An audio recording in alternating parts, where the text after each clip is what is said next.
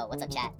YouTube, welcome back to another video. We're watching a VOD today. It's about Airrack. I don't know if you guys have watched Airrack before, but I know I used to watch him, and then I kind of got tired of him. And yeah, he's low-key a jerk, bro. That's like I guess the premise of the video. It's pretty interesting. Stay tuned. I have no sponsors, unfortunately. G Fuel would be pretty cool.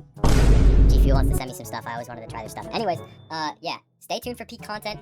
That's Drux's quote. You guys can go fucking check out the chat. And yeah, hopefully you guys enjoy the video. Without further ado, let's get straight into it. Chat, what is this? Airrack never stopped faking videos. I remember this. There was controversy with Airrack like a while ago because he faked a shit ton of videos, or like I think he faked like a few videos. But they were like, I followed you as my last stream here, and you were just ending. Well, I'm just beginning my stream, so you're in good luck. Zimbabwe and showed them a picture of Jimmy, it's a guarantee that they would say Mr. Beast in perfect English. Fair. What many people don't realize, Everybody however, knows Mr. Beast, is that bro. Jimmy has a dark clone, and he's been hiding in plain sight this whole time. Yeah, low-key, I'm not gonna lie, Airrack's videos are kind of like dog shit. An anti-Mr. Beast, if you will, the Wario to his Mario. Someone that actually fakes his videos, makes false charitable donations, and even Damn, I forgot about that. And he doxed somebody? Bro, this guy's kind of an asshole, bro. doxed a pilot. Does Airrack fake videos? This question triggers me because of the lengths that we go to make sure that videos are not faked, unscripted, completely real. Him for I faking gotta change his that. entire I'll put it 30 on, days just around talking. the world challenge. Just chatting, It's just whatever it so is. messed up, especially after doxing him. So far Oh, I so didn't that the update it, plane that's why. company My they bad, dude. used now hates Airrack for faking this entire section, lying about the plane not starting, and disrespecting and doxing the pilot like this. Airrack is a YouTuber with almost 19 million subscribers, and his channel is continuing to grow despite all of these accusations. Yeah, I was about to... Now, His description says pizza enthusiast. I was about to comment on the fact that the whole pizza thing is kind of stupid. it seems like he's getting even worse. You never seen Airrack? Yeah, he's... Well, watch one of his videos after. They're not that good.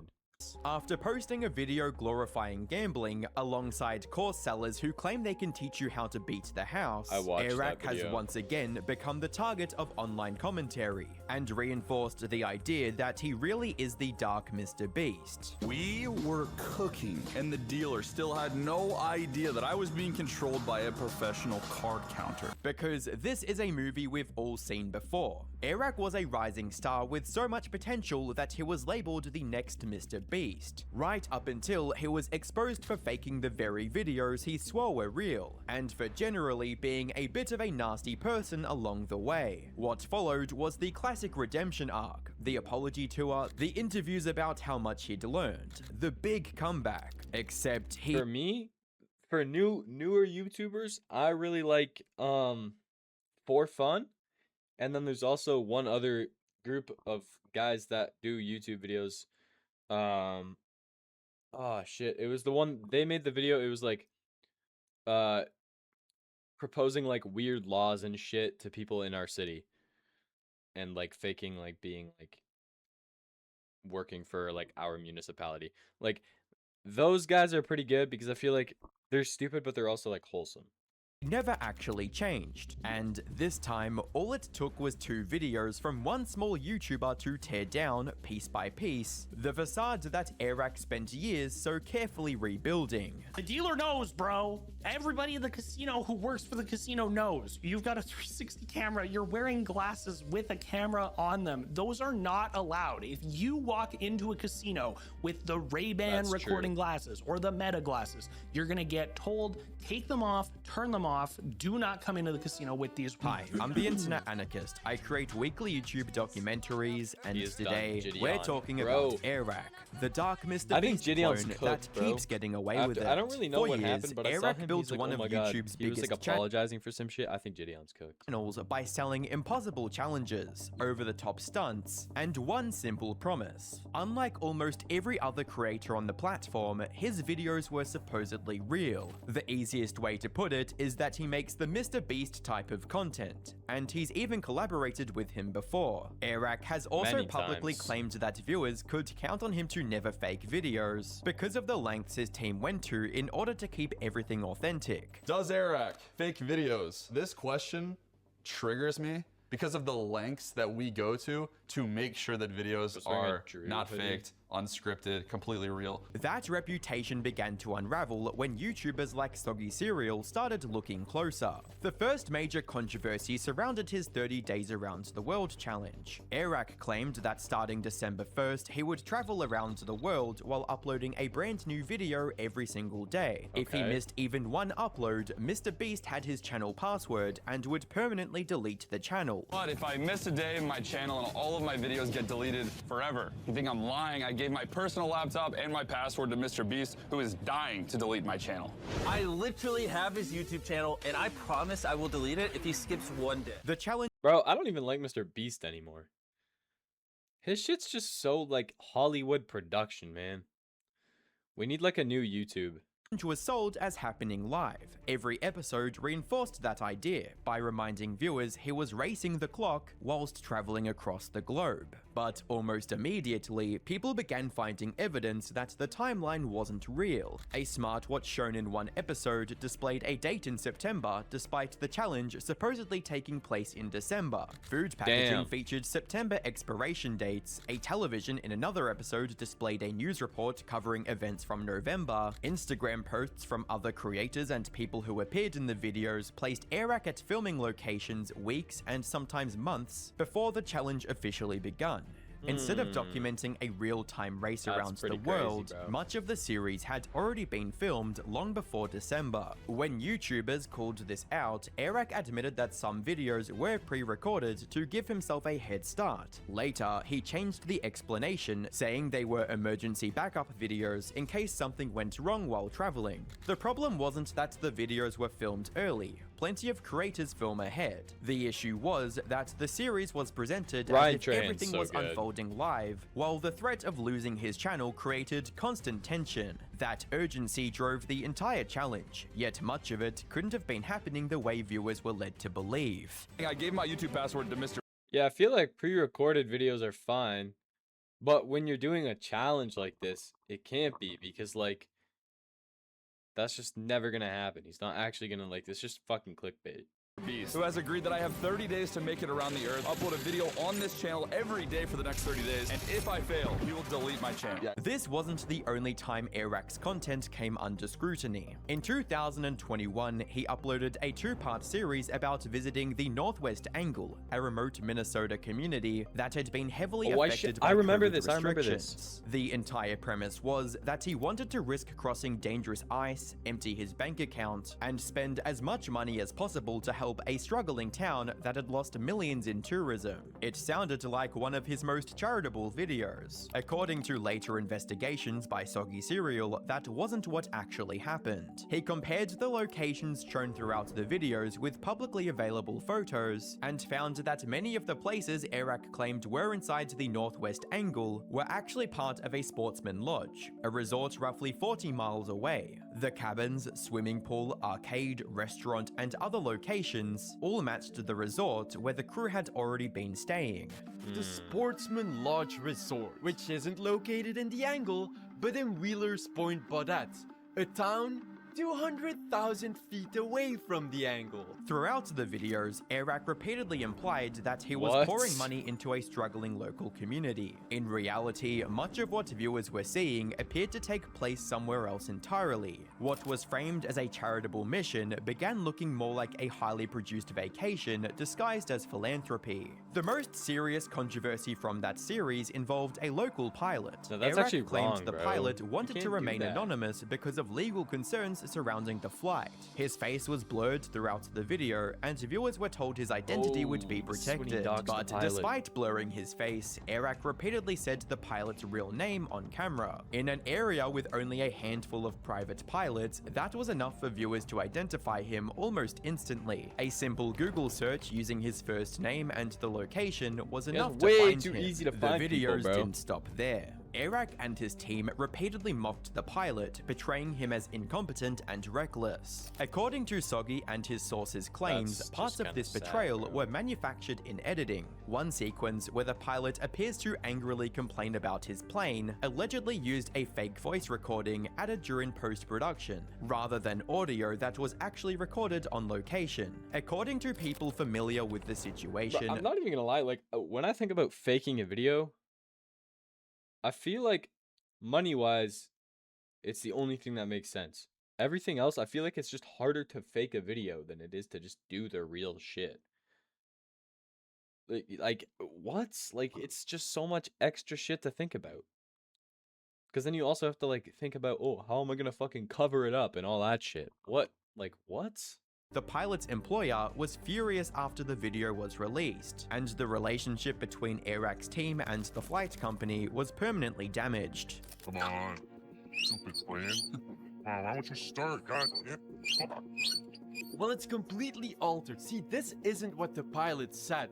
Airrack asked someone to send him a fake voice memo so he could use it as a voice overlay and lie about the pilot getting pissed that the plane didn't start. For someone Bro. who supposedly wanted to protect the pilot's identity, the videos instead exposed him to millions of viewers while simultaneously portraying him in a misleading and embarrassing way. Questions about authenticity messed up, bro. continued beyond those videos. His Cross America in a Straight Line challenge claimed he never left a specific route, and even included a map so viewers could verify it themselves. I don't even think but that's the landmarks possible, bro. shown throughout the video didn't line up with that route, and Soggy later found evidence suggesting sections of the map had been digitally manipulated to create fake obstacles and to make the challenge appear more dramatic than it really was. If you weren't already 20 miles off the line at this point, which I could identify by the billboards in the back, the structure of the sign, and conveniently enough on Route 29,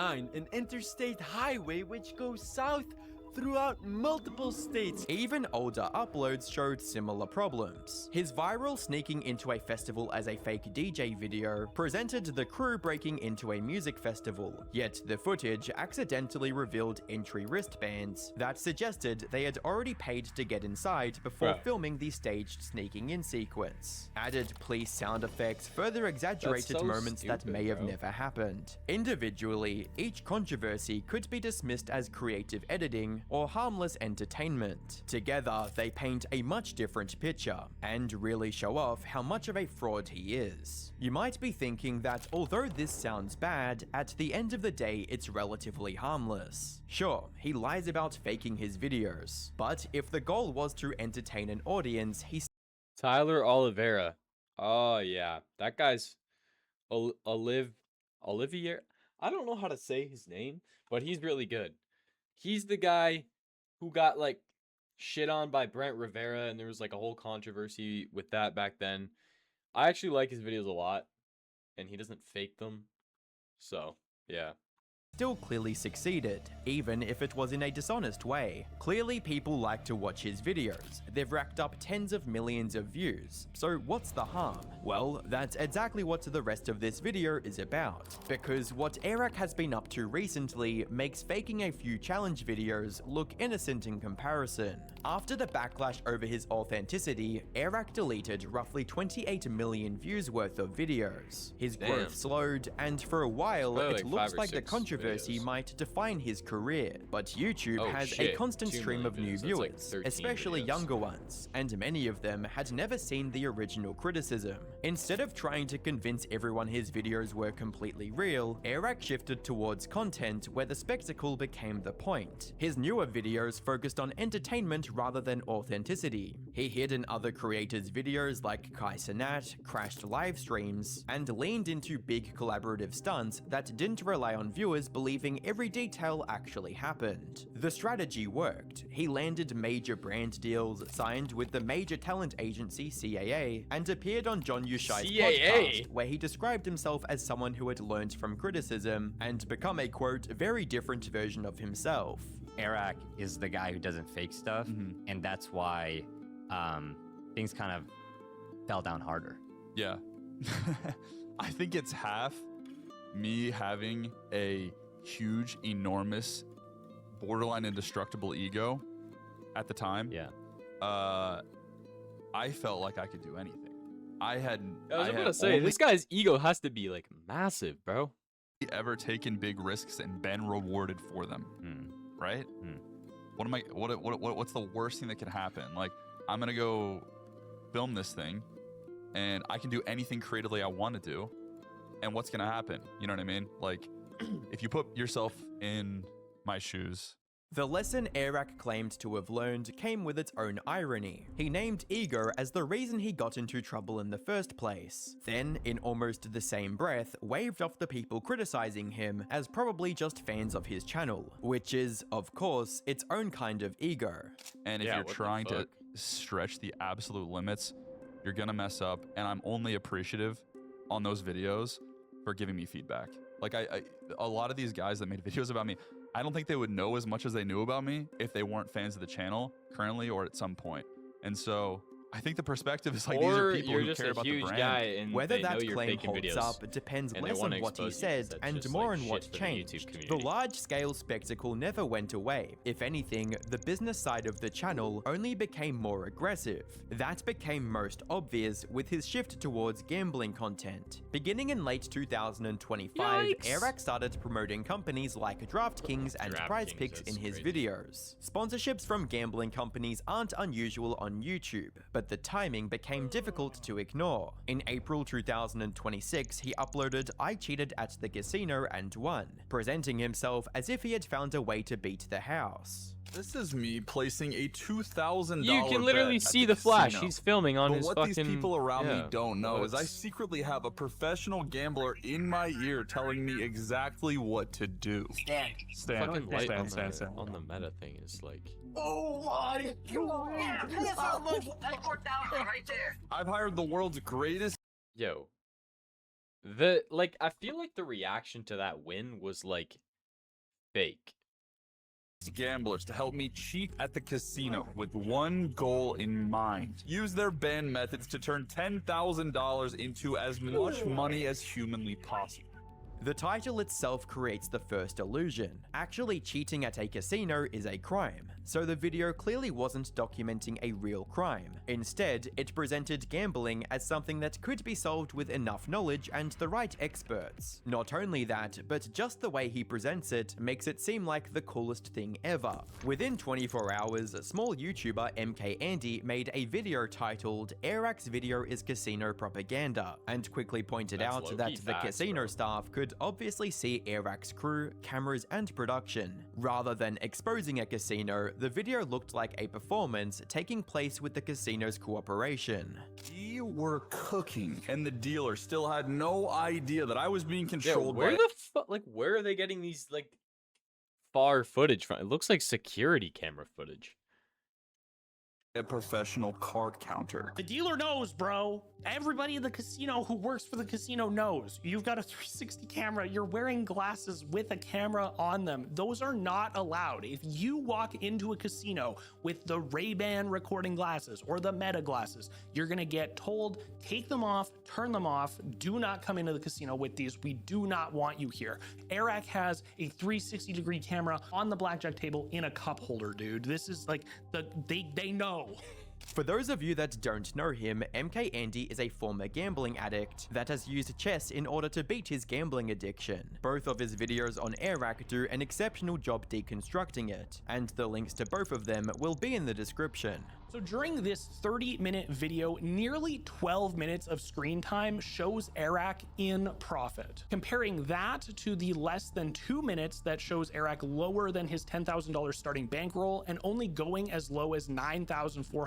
Yeah, there was a video of Joe Bartolozzi and this other guy, I forget his name.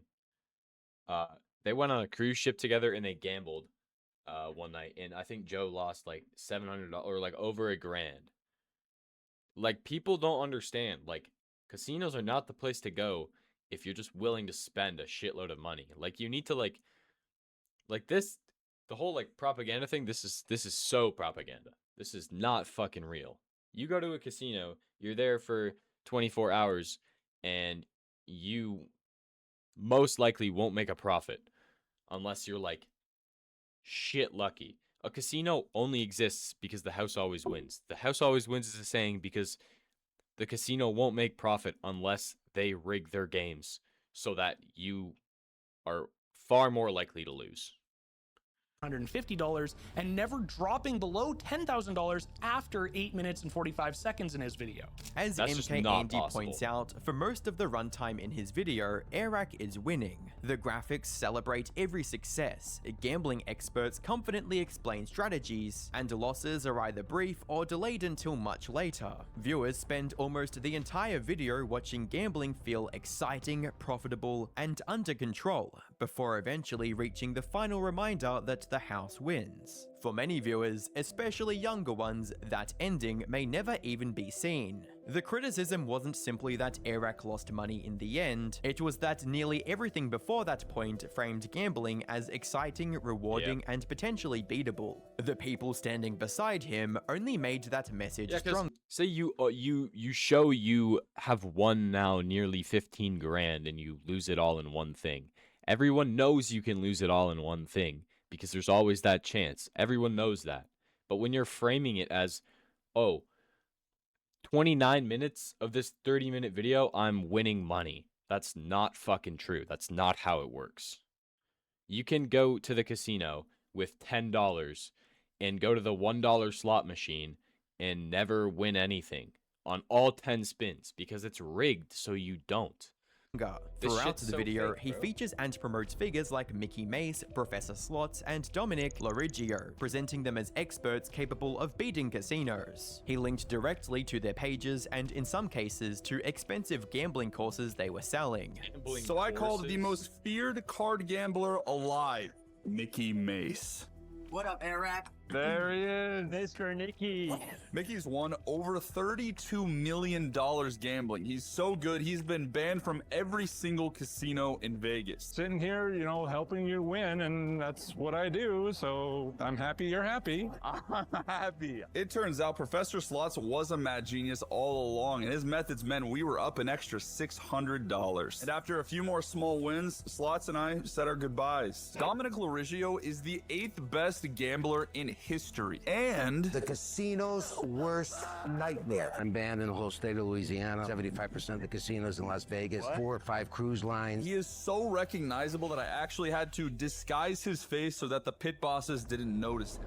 Andy argued Oh my this was the God. real issue. If someone truly That's possessed a crazy. reliable system for beating casinos, selling it online would make little sense because casinos themselves could simply buy the same course. Instead, the video introduced millions of viewers to people whose businesses depend on convincing others they may have the secret. Airrack denied that the casino sponsored the video, but Andy said that's not the whole story. Airrack literally shouts out the casino and links their website in the description of the video.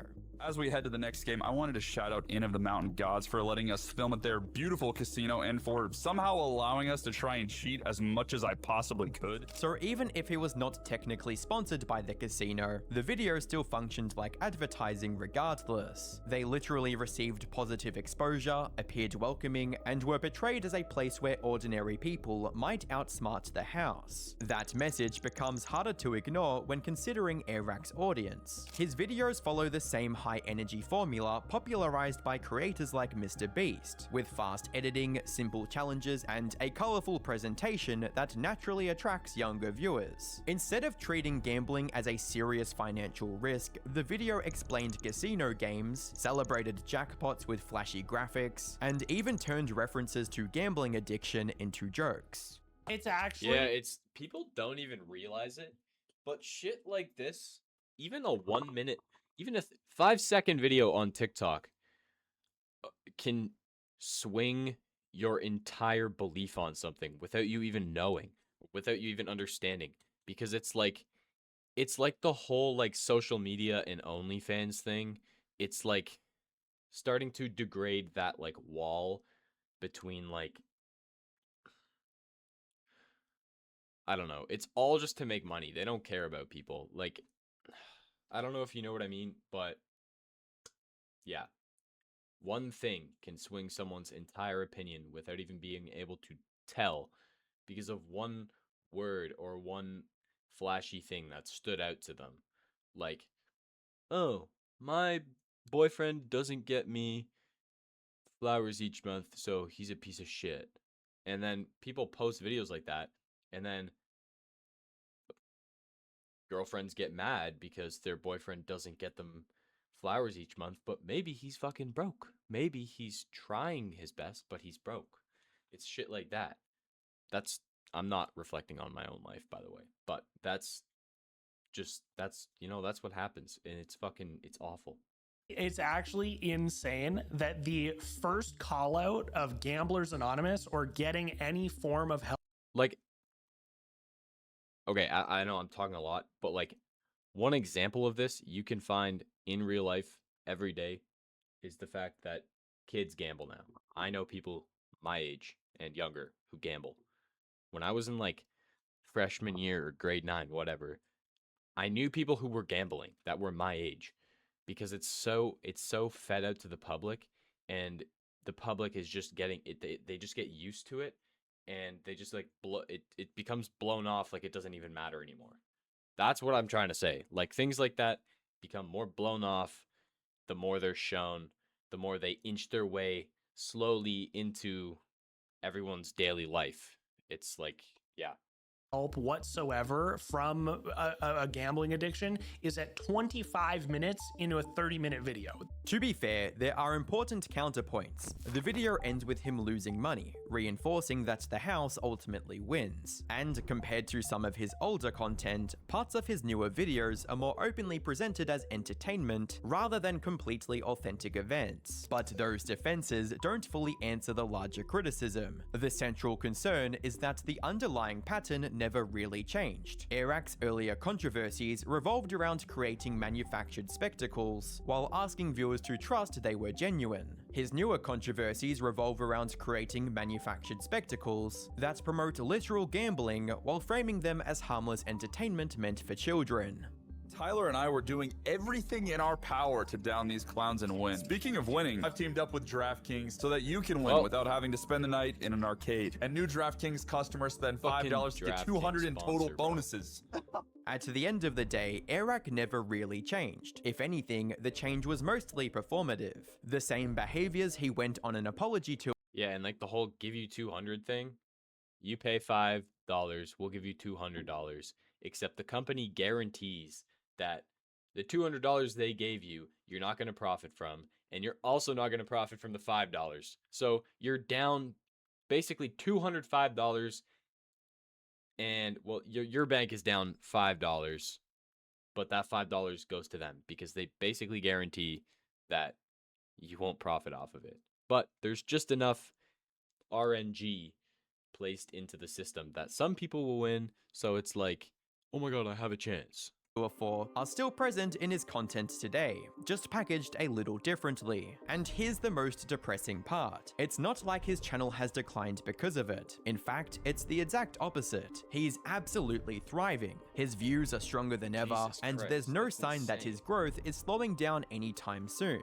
Why, you may ask? Because his audience is made up primarily of children, viewers who either don't know enough or simply don't care about the broader implications of what they're watching. You might be thinking, well, eventually he'll get exposed, just like in this video. But the reality could be even worse than that. The kind of content Airrack is making. Oh my god, it's like Epstein jokes. Like, why is social media just blowing off Epstein?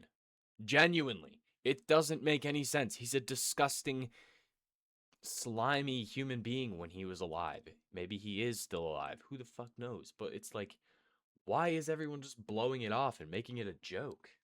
Right now has the potential to contribute to another adpocalypse. Think about it. What headline would be more alarming to advertisers than a massive kids creator promoting DraftKings style gambling in a Mr. Beast inspired video? If the wrong people start paying attention, YouTube could face another major advertiser pullout, affecting millions of creators who had nothing to do with it. Dude, get rid of the gambling ads. We don't need them. And it would all stem from creators like Airrack pushing the limits in pursuit of bigger numbers and bigger profits. But unfortunately, for the foreseeable future, it looks like Airrack is going to keep getting away with it. Speaking of getting away with it, YouTube's most notorious predator was recently unbanned and is making a comeback. Click the Damn. video on screen to learn more. What the fuck? That's crazy. Alright, YouTube, thank you guys for watching the VOD. That video was from Internet Anarchist. If you guys didn't already see, go sub to them. They always make great videos. I hope you guys enjoyed today's video. There will be more coming like this soon. I'm trying to lock down more on the YouTube. So if you guys enjoy, turn on the notifications, subscribe, like the video. You know the drill. And I hope you guys have a wonderful day.